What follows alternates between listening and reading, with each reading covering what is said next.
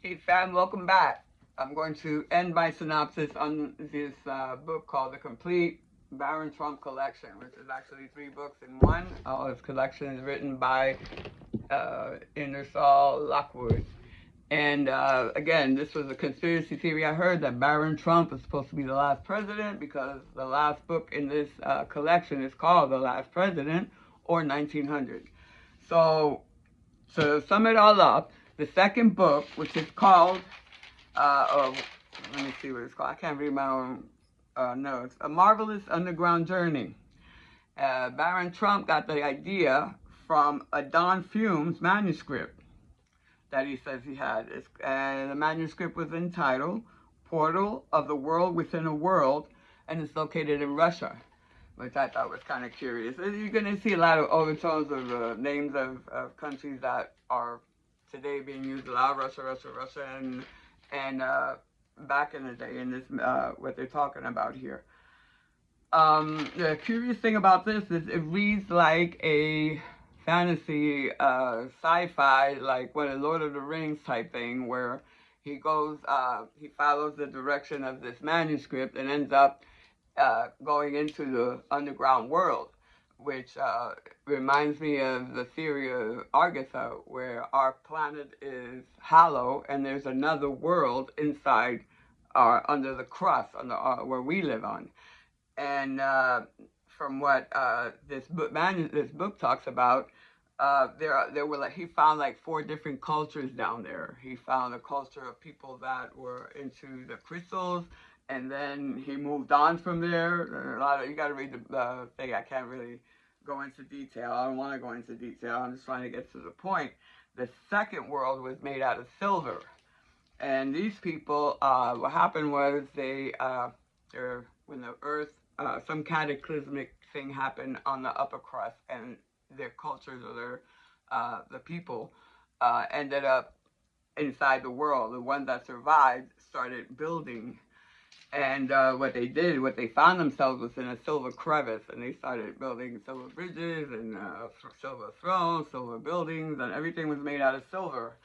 After generations and generations of them working this, they saw that they felt that they were losing their sight, and they lost their hearing.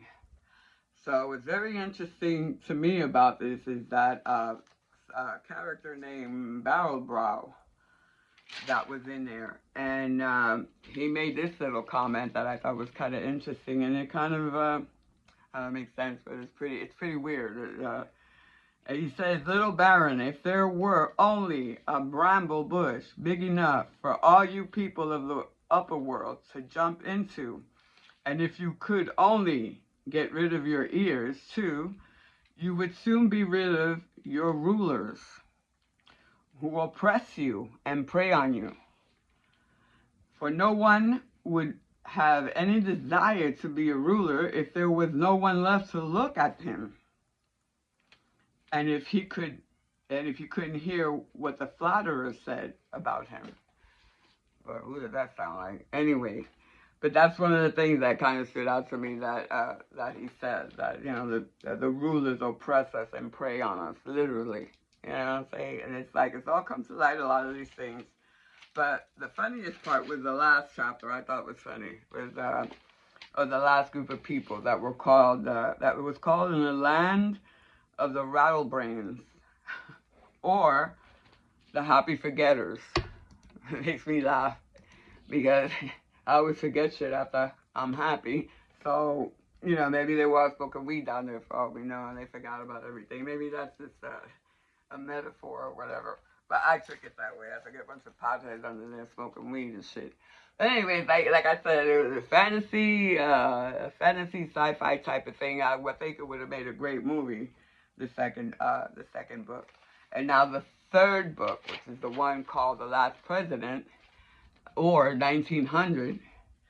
A quick synopsis on that. It does not mention Baron Trump at all. I just lost my notes. It doesn't mention Baron Trump's name at all. It mentions another guy that won the election in 1900. This was based in New York City. And the guy's name was President Byron, R-A-N, and he was Democratic. That's the funny part. And what they were saying about this Democratic president named Byron was they were saying, you are our savior. You've cleaned the temple of liberty, and it's foul and hordes of useless and horde of users. We salute you. We call you king in making. So that was kind of weird to me, because they had a group of people, his party, this Democratic Party, and the guy, the President Byron, had a group of people called the Silver Pilgrims, which were like MAGA. If you're going to describe MAGA, they described it. A bunch of crazy people, degenerates, a bunch of angry people, ill-educated, that bullied people and stuff, just like MAGA. Exactly like MAGA. So in this book, they refer to Silver Pilgrims, and it reminded me of Trump's base, the MAGA.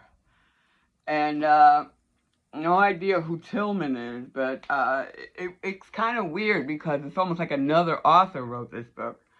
It went from Lord of the Rings, sci-fi, you know, interesting stuff like that, and curious things like that, to total C-SPAN. I mean, it was all, I fell asleep reading halfway through, just looking for Barron Trump's name, and I couldn't find Barron Trump's name in there. So, no, Barron Trump will not be the last president. What actually happened was, and what says in there, is that the Confederates, actually talk about the Confederacy and all that. It's very interesting reading also. The Confederates actually wanted money, operations for losing the war and all the people that it lost. And I'm like, wow, are you kidding me? Because back then, I guess the Confederates were Democrats and the Republicans were, I guess, more liberal or whatever. But it was just so weird how that went down like that. It's like they decided to declare, that's when they got together and they were against this president, and all of a sudden everybody decided they wanted a declaration of dissolution. They wanted to divide the United States in north, south, and west. So that's what they wanted. They wanted to pass that resolution. It talks about how this president came into power and everything went haywire like it is now, right now. It's just so weird how they changed Democrat and Republican, but now that makes sense. Then if you know that the Democrats used to be the racists and vice versa. But what it ends up saying is that they passed the resolution and they rushed this new president, Byron, out. And that was the end of the United States. So I'm looking at this as like, this is their whole agenda from the beginning. I mean, this whole thing was to destroy democracy and freedom of speech and all that stuff. So they want to tear apart the United States. And if you look at the White House right now, Washington, D.C., the reflecting pool is a swamp. The East Wing is gutted. There is no more Rose Garden. It looks like a fucking restaurant now. Or whatever, outdoor restaurant. He is destroying our country. Not just our credibility, whatever we had with the world. At least we were, we were warmongering and we did a lot of things that weren't right. But damn, this Trump took it to the hilt right now. You know what I'm saying? And he's doing a lot of illegal things, and basically, Barron Trump will not be the last president. I wouldn't be surprised if Trump's out of office before the midterms, but we never know, because like I said before, the Democrats and the Republicans, corporate, work together for the New World Order. There is no deep state. It's called New World Order. Like I said, Herbert W. Bush even mentioned the New World Order, where he wants it to bring it about. So, like I said, if you see the videos that I made before, all this is none of this is new. This is an agenda. This is all done by design. And Barron Trump's book does not mention him being the last president. So That's not happening. But the fact that they are just trying to destroy the United States is that's not a conspiracy theory. It's in a book. They want to destroy it or separate us. Okay, this is a time for unity, if ever. If there's ever a time for unity in the United States, it's right now. We need to fight back, keep protesting. I'm not going to go protesting for a while. I'm in Florida. It's 100 and something degrees out there.